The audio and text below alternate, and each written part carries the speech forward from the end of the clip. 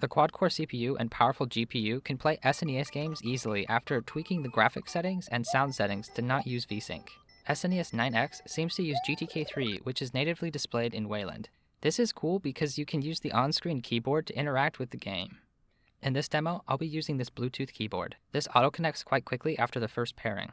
Super Mario World plays very well. I'll test attaching a controller at some point. This would also be a good opportunity for someone to make an on-screen controller for Squeakboard. Directions to get started could be found on this blog.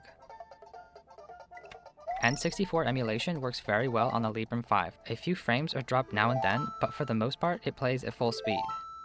For some reason the pause menu is rather slow, but it does eventually pop up. A few times while I was messing around with other applications, the graphics ended up becoming corrupt. Quite simple to fix, just restart the app. A bug with the default keyboard makes it so that the keys mismatch in X-Wayland windows. While that bug is being worked on, you can simply swap out virtual keyboards or use a Bluetooth keyboard like I am here. Overall, I'm really impressed with what this computer-shaped phone can do. As time goes on, this kind of thing will become simple to set up and enjoy. Thanks for watching. Bye.